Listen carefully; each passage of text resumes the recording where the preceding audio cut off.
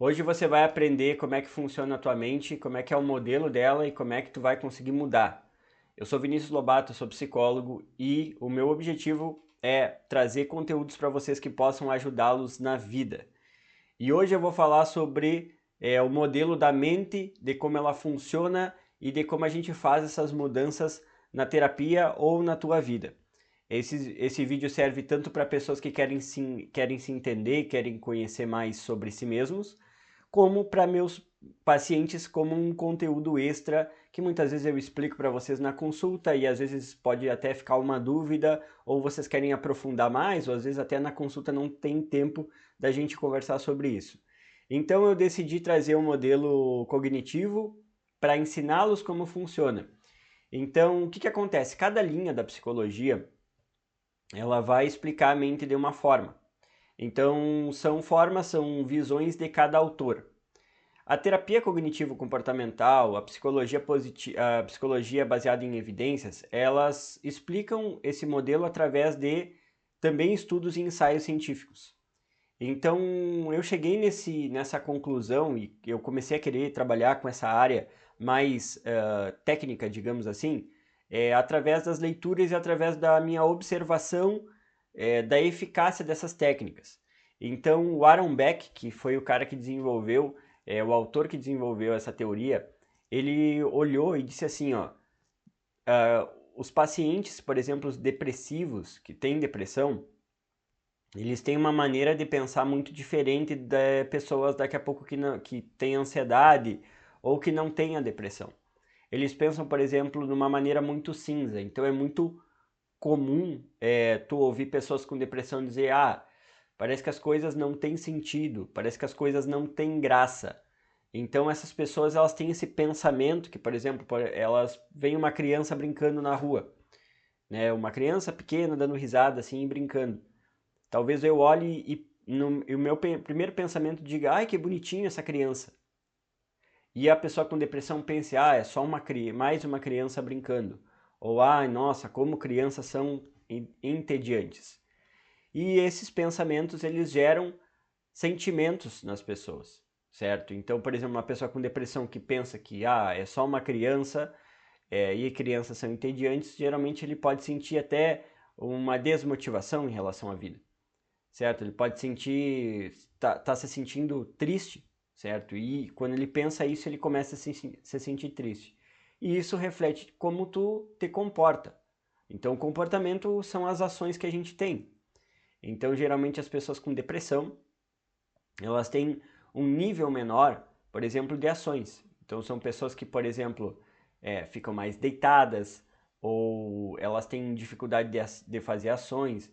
Um, dos sintomas é a lentificação, então a pessoa pode ficar mais lenta, certo? Então, tudo isso baseado nessas três linhas, certo? E obviamente que a gente sabe que a depressão ela é multifatorial e que as causas dela são muitos fatores. Então, estresse, um tanto de carga genética, um tanto de coisas que a pessoa passou na vida dela que geraram esse processo que eu falei para vocês de pensamento, sentimento e comportamento. Então vamos lá, vamos para a gente entender como funcionam as coisas. O primeiro conceito que eu quero passar para vocês é o conceito que pensamentos influenciam emoções. Então, por exemplo, eu gosto de usar esse exemplo assim: tu tá deitado assistindo uma série e tu tá assistindo a série e tu começa a pensar te lembrar de uma briga que tu teve com alguém no trabalho na semana. Então, imagina que tu teve essa briga e tu começa a te sentir com raiva. Começa a ter raiva.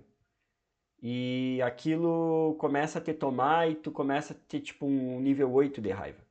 O que que é isso? Isso é a influência do pensamento, certo? Na tua emoção, sendo que nada está acontecendo no momento. Tu apenas está assistindo uma série que talvez não tenha nada que ver com a história que, que tu teve no teu trabalho. Então, olhem como isso é poderoso. Nos casos, por exemplo, de pessoas com ansiedade, essas pessoas, por exemplo, elas alimentam pensamentos que a gente chama de pensamentos catastróficos todos os dias. Então, por exemplo, começa a semana, antes de começar a semana, a pessoa está organizando a rotina dela, as tarefas dela, ela já está pensando, já está ansiosa, ela começa a ficar ansiosa com isso.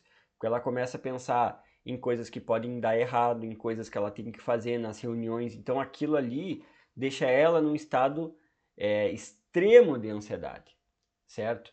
Então, essa é a primeira parte. Então é quando tu alimenta pensamentos que são negativos. E depois também, como tu interpreta situações que acontecem na tua vida. Então, um outro exemplo que eu costumo dar é o exemplo, por exemplo, de tu tá no teu trabalho, alguém te chama e te dá um feedback. Olha, te diz assim, Vinícius, tu precisa melhorar a tua pontualidade. E aquilo foi um feedback que a pessoa te deu. Ela te falou que tu precisa melhorar porque, sei lá, todos os dias tu chega 10, 5 minutos atrasado. Algumas pessoas, elas podem interpretar isso como, nossa, eu sou um fracasso no meu trabalho porque eu chego tarde. E isso pode gerar um sentimento negativo nela. Pode gerar uma tristeza, por exemplo. Ou gerar um medo nela de ser demitida. Então, na verdade, aquela pessoa te deu um feedback porque tu cometeu um erro. Mas muitas vezes tu interpreta aquilo como se fosse a última coisa ou a pior coisa nesse mundo. E isso te gera vários sentimentos que te geram vários mal-estares. Às vezes te gera um estresse demasiado, ou uma tristeza, ou uma raiva, ou uma falta de motivação. Tudo isso por uma interpretação inicial que tu teve sem observar o contexto, sem analisar, porque daqui a pouco, se tu analisando esse contexto, é uma oportunidade de tu mudar algum aspecto da tua vida. Na verdade, aquele feedback ele pode ser para que tu pare para pensar que tipo, cara, eu tô acordando, por exemplo, todos os dias em cima do laço para trabalhar, e isso está me gerando um atraso, e aí eu posso melhorar meu sono, acordar um pouquinho mais cedo, me organizar mais. Então, muitas vezes causa essa interpretação negativa que acaba sendo improdutiva para ti. Acaba gerando mais mal-estar e talvez até um comportamento, em algumas pessoas até de revolta, e aí começa a chegar tarde mesmo, tá? Que aí vai gerar todo um processo de comportamento que é negativo, certo? Então, pensando nisso, né, pensando em que o primeiro tópico é os pensamentos influenciam as emoções e os comportamentos, também as emoções influenciam nossos comportamentos. Então, muitas vezes, a maneira com que tu sente, com que tu tá sentindo e o que tu tá sentindo, reflete muito sobre como tu vai te comportar. Então, exemplo, se tu precisa falar em público e tu tá super tranquilo, calmo, ou em paz, ou alegre, por exemplo, tu vai ter um resultado. Agora, se tu tá com medo, se tu tá triste, se tu tá com raiva, vai ter outro resultado. Então, a gente conseguir perceber as nossas emoções, o que a gente está sentindo, nos ajuda a influenciar como a gente vai se comportar. Então imagina que tu tem uma apresentação para fazer e tu tá com muita raiva, tá brabo com o teu chefe, porque ele fez alguma coisa para ti. Se tu consegue entender, pai, eu tô com raiva, mas eu não vou deixar essa raiva tomar e me atrapalhar na minha apresentação, porque daqui a pouco no meio da apresentação o cara começa a falar mal do chefe. Eu consigo mudar o meu resultado final, que é o meu comportamento. Entenderam? Então, esse é o segundo tópico. Depois, os teus comportamentos também, certo? O que tu faz, eles influenciam o teu comportamento, teus pensamentos. Então, muitas vezes, por exemplo, tu é uma pessoa que procrastina muito, certo? Tu é uma pessoa que sempre deixa as coisas para depois, tem um comportamento de deixar essas coisas para depois. E isso te gera um pensamento de que tu é um fracasso, que tu não consegue nada. Então, como é que eu vou trabalhar contigo, por exemplo? Cara, ó, vamos trabalhar uma rotina, um acordar cedo, desenvolver uma disciplina. Se o teu comportamento te faz pensar que tu não consegue. Então, muitas vezes a gente mudando o comportamento, tipo, eu te ensinando a novos comportamentos de rotina, vai fazer com que quando tu começar a melhorar algumas coisas, tipo parar de procrastinar no trabalho ou nos teus estudos e conseguir fazer tudo certinho, isso vai alterar o teu pensamento. Porque tu vai pensar, não, eu posso, não sou aquele procrastinador que eu pensava. Então, isso acontece muito nos casos de pessoas que têm fobias e que têm medos. Porque daí quando a gente trabalha no comportamento, a gente faz ela enfrentar o medo, quando ela enfrenta o medo, ela se sente mais forte e aumenta a autoestima, e isso vai gerando um ciclo positivo nela. Que do oposto é um ciclo vicioso. Então, o ciclo vicioso é quando tu, por exemplo, tu é um procrastinador, daí tu tem coisas para fazer, tu procrastina, aquilo dá errado, tu pensa que tu é um fracasso, tu te sente mal contigo mesmo e tu segue procrastinando. Então, quebrar o ciclo é, em alguma das três partes, a gente atacar para mudar. Então, quando a gente, por exemplo, muda o comportamento, como eu expliquei para vocês, isso vai mudar como é que tu pensa e vai mudar como tu sente. E aí tu vai conseguir ter um outro resultado, que é o mais importante. Aí entram os pensamentos automáticos e as crenças centrais. O que são pensamentos automáticos? São pensamentos que são involuntários, ou seja, que tu não tem controle sobre esses pensamentos, ou ideias rápidas que surgem nas respostas em situações. Então, por exemplo, se tu é uma pessoa que procrastina, e aí chega alguém e te diz assim, olha, eu tenho uma oportunidade de emprego para ti, que tu vai ganhar 2 vezes mais e tu vai ter que desenvolver tais tarefas. Um pensamento automático que vai vir para ti pode ser, não vou conseguir. Então é a primeira coisa que tu pensa que te vem involuntariamente ou, eu não sou capaz. Então isso acaba te travando. Então também esses pensamentos automáticos, eles criam as interpretações sobre as coisas que acontecem conosco. Então, provavelmente assim, tu já te pegou em algum momento que tu teve algum comportamento impulsivo ligado a algo que aconteceu, tipo, sei lá, uma briga com uma desentendimento com alguém, aquilo tu interpretou de uma forma, que a pessoa fez outra coisa, mas tu interpretou de uma forma, tu acabou brigando com ela e depois te arrependeu. Depois pensou assim, pá, cara, eu podia ter feito diferente. Então, isso é quando o pensamento automático, ele tá muito ligado a ti. E, e esses pensamentos automáticos, eles vêm de crenças. Então, o que é a crenças? São as formas que a gente pensa sobre o mundo.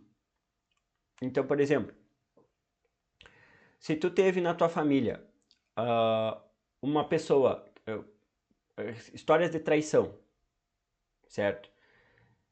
E aí tu foi criado ouvindo essas histórias e tal. Quando tu vai te relacionar com alguém, se essas crenças, se tu não identifica que isso é uma crença e que isso, sei lá, era só uma coisa da tua família, pode acontecer que tu seja muito desconfiado no teu relacionamento, que tu não confie nas pessoas, ou que tu tenha comportamentos que sejam comportamentos de nunca confiar em alguém.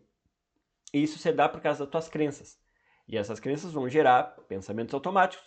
E esses pensamentos automáticos vão gerar comportamentos automáticos. Então, tipo, ser uma pessoa ciumenta, ou brigar por qualquer coisa, ou talvez até não se abrir a relacionamentos. Até não se dá abertura para se relacionar.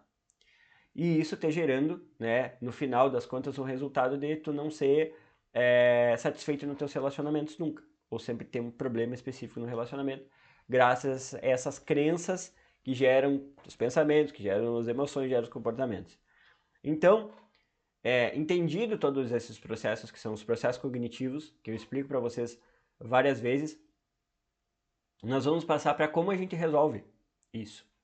Então, para mim, como tu resolve esse modelo de pensamento que está te gerando ansiedade, que está te gerando depressão, que está te gerando problemas? Eu passo para vocês, para os meus pacientes, os registros de pensamento disfuncional, que ele é uma ferramenta da terapia cognitiva, que ela serve para o primeiro objetivo dela é gerar consciência, porque tu não consegue mudar nenhum processo psicológico sem ter consciência do que está acontecendo contigo. Então, muitas vezes, dentro do consultório, quando tu está explicando alguma coisa e eu faço alguma interpretação daquilo, meu objetivo é te trazer consciência sobre isso. Então, esse modelo, tá? Ele vai mostrar que é o seguinte, tá? Ele vai mostrar tu vai pegar, tu vai imprimir isso, certo? Ou tu vai pegar em algum momento do teu dia, tu vai pegar uma situação que aconteceu contigo, uma situação que te gerou um estresse, que te gerou uma briga, que te gerou uma situação desagradável, tu vai buscar lembrar quais pensamentos ou imagens tu teve em relação a isso. Então, por exemplo, tu tava com a tua, sei lá, com teu namorado, com a tua namorada, e ele recebeu uma mensagem. O teu pensamento foi, olha, é a mensagem de outra pessoa. Ele deve estar me traindo. O que que tu sentiu? Por exemplo, raiva, tu pode ter sentido raiva. E como tu te comportou? Tu foi lá e questionou ele, pediu para ele abrir o celular e tudo mais. Então, o RPD, ele faz com que a aba, a gente entenda as situações que te geram os pensamentos, entenda as emoções e entenda quais são os pensamentos disfuncionais que tu tem. Quando a gente faz isso várias vezes, a gente começa a ver um aspecto de repetição. O que é a repetição? É quando tu começa a repetir padrões. Então eu repito o pensamento, tipo, ele está me traindo, ela está me traindo. Aí quando a gente começa a olhar mais profundamente na tua história, nós vamos ver que tu teve algum problema com traição, algum trauma passado. Daí a gente vai entender que aquilo foi com aquela pessoa específica e com essa pessoa que tu tá, isso tem poucas chances de acontecer. Então a gente cria um pensamento alternativo, que é o pensamento de, não, isso, traições aconteceram no passado. Não necessariamente essa pessoa vai me trair. Ou preciso confiar mais para me sentir bem. E isso vai te gerar o quê? Outras emoções que não vai te gerar ansiedade, nem medo, nem nada, e vai te fazer ter comportamentos menos incisivos em relação àquela pessoa, que esses pensamentos, esses comportamentos incisivos que tu tem geram brigas e discussões. E aí as discussões cessam e aí tu melhora a tua qualidade de relação com aquela pessoa. Entenderam? Vou usar um outro exemplo. Situação: preciso me manifestar em público. Pensamento: não vou conseguir, vou errar, eu não sou boa falando. Emoção: medo. Comportamento: se exime de falar numa reunião em algum momento. Aí a gente vai mudar isso. Vamos mudar o pensamento. Quando precisa falar em público, qual vai ser o primeiro pensamento? Eu sei do que eu estou falando. Se eu errar, não tem problema. Eu preciso falar isso. Que emoção tu vai sentir? Confiança. Comportamento, vai falar. Falou, teve um feedback, foi bom ou não? Novamente a gente volta a praticar esse negócio de ir falando em público, trabalhando os pensamentos de acreditar em si mesmo, trabalhando a confiança, até a pessoa melhorar esse resultado de falar em público. Certo? Então, por isso que eu peço para vocês fazerem e eu digo para vocês, façam esse registro todos os dias. Criem como se fosse um diário. E aí vocês vão conseguir dominar os pensamentos de vocês e dominar comportamentos, mudar comportamentos que vocês têm na vida de vocês. Se esse vídeo te tocou, te ajudou, clica aqui embaixo em gostei, comenta aqui embaixo e compartilha com o máximo de pessoas possível.